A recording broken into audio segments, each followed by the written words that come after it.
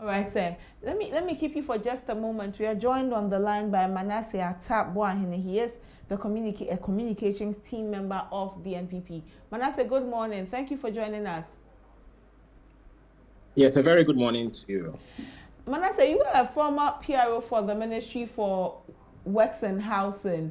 This issue about congestion is something you have seen before.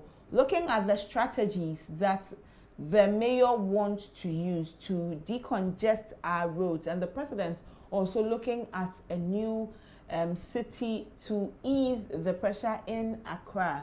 Manasseh, from where you sit and the things you have seen as a former PRO, how feasible are these? Will we be able to sustain all of these efforts that are being looked at? Well, so I think that the new policy directive of the current administration, to decongest or even to ensure that the kind of indiscipline we see on our streets among the pedestrians and some hawkers, are taking off is a very good one. I mean, most often than not, when you ply our major roads, you would find hawkers selling, which is totally unlawful. And I am just looking at the political will of the current administration to be able to do so. Without the political will, it's going to be very difficult. So I want to start on that score, especially with the efforts this administration, has put in place, to send back people who are from other countries, who are just plying, begging, engaging in other social vices. I think it's a very good one, but I'm just hoping that they will put in more efforts in ensuring that going forward, they're able to decongest our major cities. Again, on the announcement by the president, to create new cities to ensure that they are able to move or relocate some selected ministries and agencies from the Greater Accra region, to this city. I think it's not the first time a sovereign state or a country, is seeking to decongest its capital. When you even go into our history as a nation, you would realize that the capital of the British Gold Coast colony initially was Cape Coast. Then after a while, it was moved to the Greater Accra region. When you go to Nigeria, they have had to move their, capital city from Lagos to Abuja, amongst others. But there are a plethora of critical needs that we will need to pay attention to. We ask ourselves critical questions. Now, is this a priority now? Because you see, when you do the cost benefit analysis and the duration it will take the government to be able to achieve this, we think it's not something that could be done today. It's not an event, it is a process. And you and I are aware that there are a lot of pressing issues we are dealing with today. Today, the government is having challenges, of course, with the intermittent power supply. And that, of course, is affecting businesses. We used to have 8-hour economy. Now they are promising 24-hour economy, but the government is struggling to even provide power, to be able to sustain this issue. Again, there are several major road projects, dualization of major roads in the country, Accra, Kumasi, Accra, Takrade, Accra, Flower, amongst others. And these are projects that government will have to pay more attention to. The country and especially the young people are also battling with a lot of employment issues, housing issues, educational infrastructure issues, amongst others. And the almighty issue of flooding. Just yesterday, we saw the havoc caused by the 3 to 4 hour heavy downpour and the kind of inconvenience, destruction to properties, amongst others, that was brought to bear. And so we believe that there are several pressing issues the government will have to pay critical attention to. It's about time the government pays more effort or attention in ensuring they're able to re-engineer Greater Accra, to deepen their surveillance, to deal with those who are building in waterways, and also to deal with those who deliberately will even throw their garbage into gutters, amongst others. So I believe there are a lot of pressing issues, and if the government seeks to today, create new cities, looking at the cost involved, among others, I think it's not something we need. It will be a misplaced priority, but to pay more attention to our flooding issues, our electricity issues, our educational issues, amongst others. I think these are very, very important. And once government is able to even complete most of these major road projects, you would find a natural decongestion in the city. Today, we have several people who are living in Koforidia and they come to work, in Accra every day. We have people living at Nsawem, amongst others. even Kasua, a different region, but they come to work in Accra. And I believe if you're able to deepen, road infrastructure, if you're able to build more railway networks, among others, we'll be able to have these benefits to our side. But I want to state again that the efforts being implemented by the municipal chief executive, amongst others, especially in decongesting our markets, central business districts, among others, I think it's a good one. And Ghanaians are concerned about the goodwill of this administration to be able to continue. I mean, these are things that will be fought for. I mean, you have people in power fighting against their own leaders, those of whom would seek to, bring some kind of relief in our major cities, those who are taking away the hawkers, amongst others. But I think it's very important. So remember, just a few years ago, the Accra Mall area was an area for thieves. You just want to get on board commercial vehicle, and if you don't take care, your wallet or your phone will just be taken away. The then mayor, of course, the Greater Accra Regional Minister Henry Kote, enforced some strict exercises around that area, and today we've seen minimized incidences like that. So I believe it's important for the government to exhibit more political will to ensure that they are able to create some more decongestion, especially in our market areas, to ensure that those who are hawking at places that are not authorized, pavements that are meant for pedestrian crossing, amongst others, but you find it filled with hawkers, interchanges, amongst others, footbridges. You find it being occupied by sellers. I think these are things that are not appropriate. And so if the government is putting in efforts to sack those who are doing this, I think it's a good one.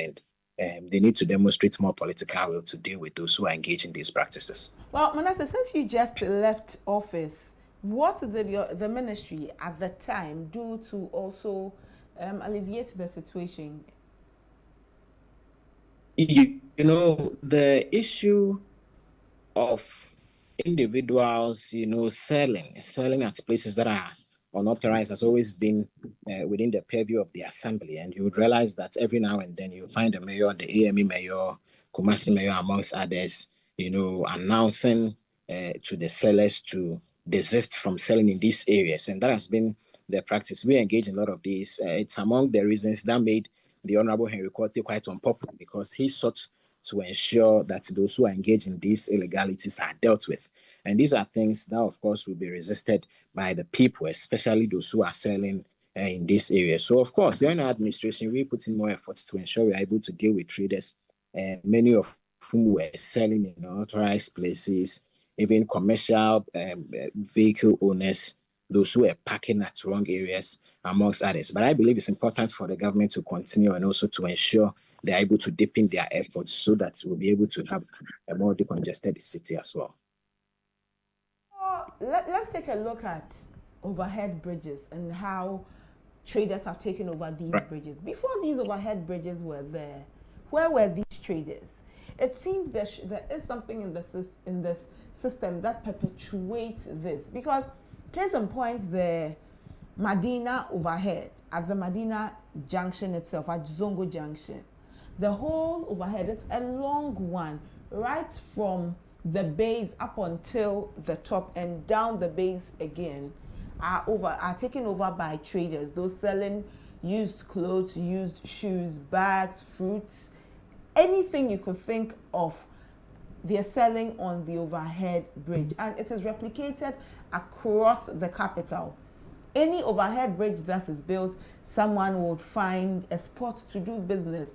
An issue is the Kaneshi overhead, which concerns have been raised about its frailty and the fact that any time from now, if we do not move these sellers from the overhead and reinforce it, it might break and there will be a disaster on our hands.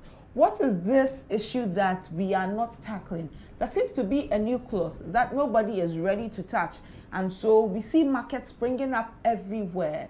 Now, pedestrians are competing with the road, with traders over the roads. And so a pedestrian who should walk on the walkway comfortably is now walking and rather apologizing to the trader who has set up shop there, because you make a mistake and you touch their wares unconsciously, insult will be held at you.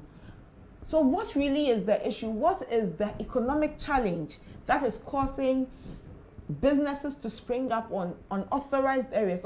Or is it just that we are in discipline as a people? And when you to Medina, Kanish, other places you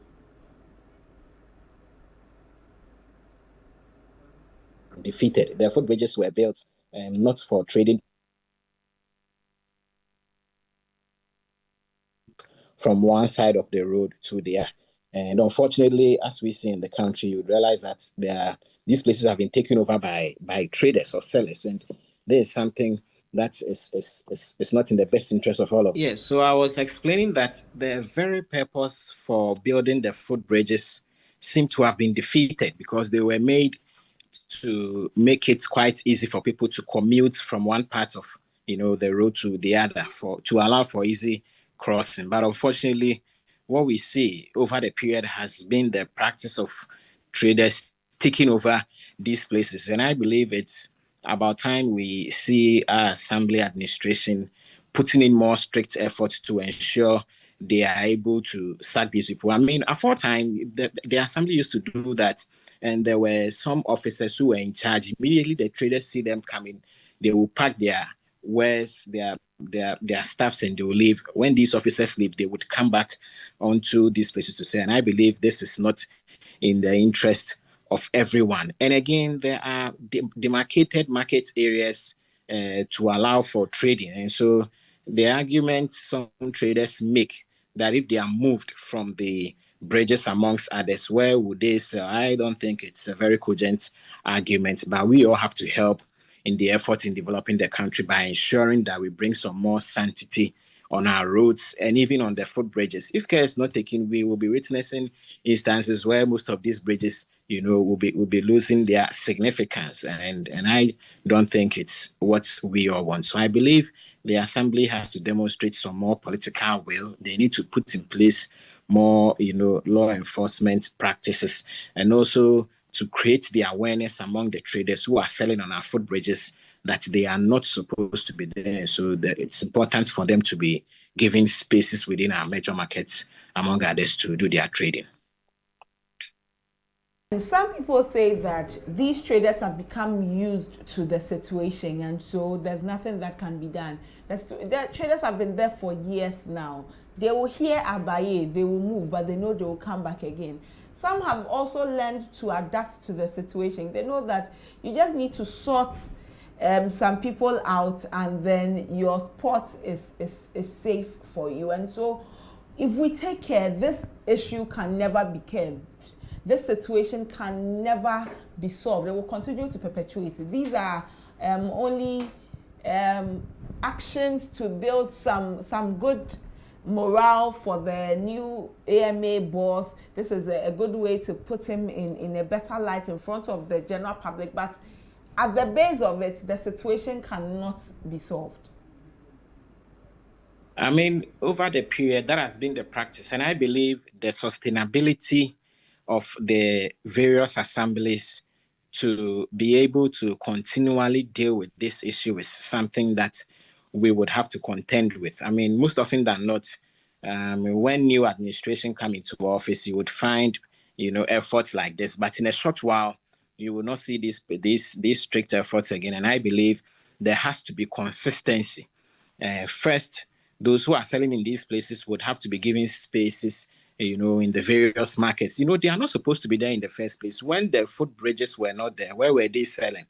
Where were they trading in the first place? So I believe they have to be moved, whether we like it or not, to ensure we have some more space, for people to freely commute. And I believe once the assembly is able to first sensitize them of the reasons why they shouldn't be selling on our footbridges, sensitize them on the reasons why they shouldn't be selling, along the streets amongst others. And two, if the assembly is able to provide them space within the closest market, to do their trading, then automatically you'll be able to deal with this challenge. But I don't think we need to go back to those days where you would find strict measures being implemented for a week or two, then subsequently for the rest of the year, you will not see most of these strict efforts. I believe we need to be more concerned about this. And of course, this also has to perennial challenge of flooding, because when you find where you find a lot of trading going on, you realize there are a lot of fields as well.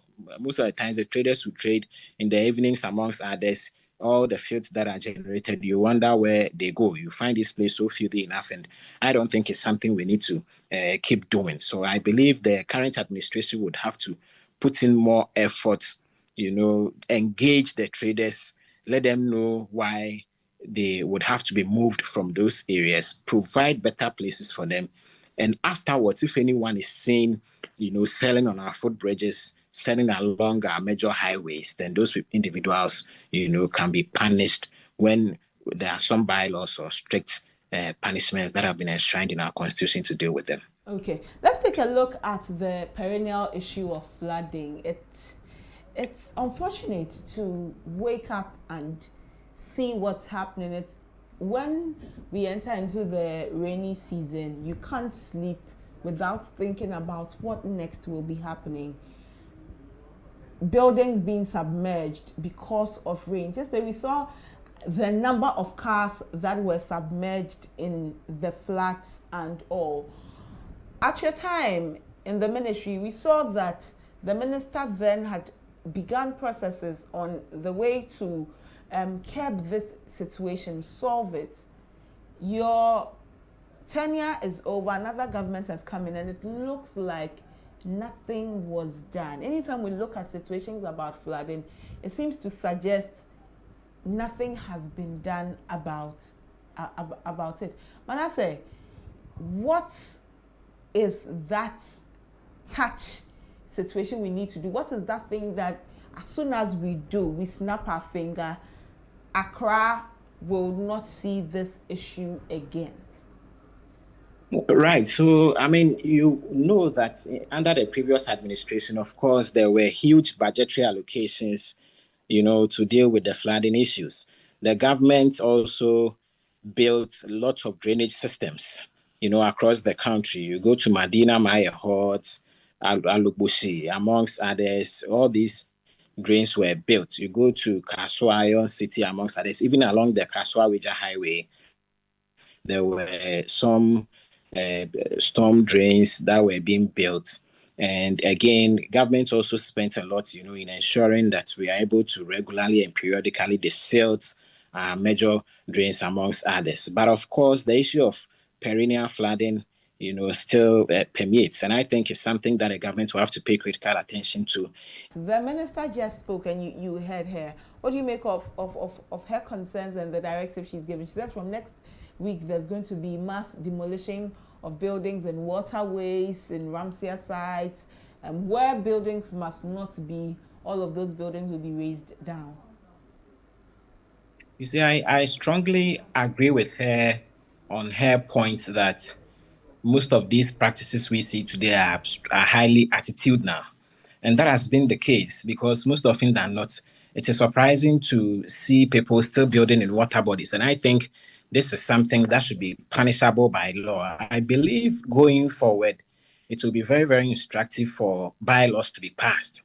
We need to pass a bill or a law in parliament, to punish those who will build in water bodies, those who are building at Ramsar sites, and even those are the various agencies that are issuing permits for people to build in water bodies. I think all these individuals would have to be punished because the kind of havoc they cause when it rains is so high and unimaginable. And so I believe going forward, the only deterrent we have, is to pass laws to even scare those are the various assemblies, engineers, amongst others, those who are issuing permits, to allow individuals to engage in these practices. And again, I believe it's about time we stop this practice of, when you are being caught, you talk to someone in high authority and you'll be left off the hook. I think this has been a practice that has not helped us over the years. And going forward, there should be some more strict measures,